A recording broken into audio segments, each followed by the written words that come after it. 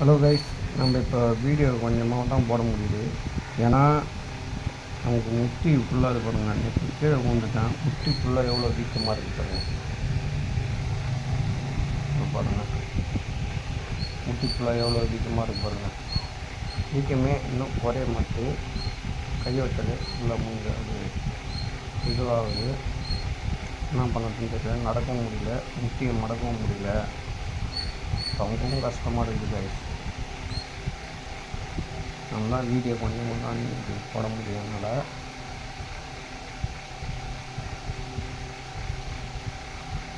பாருங்கள் கைஸ், இதை பாருங்கள். இப்படி இப்படி மடக்கினாலும் மடக்க முடியல.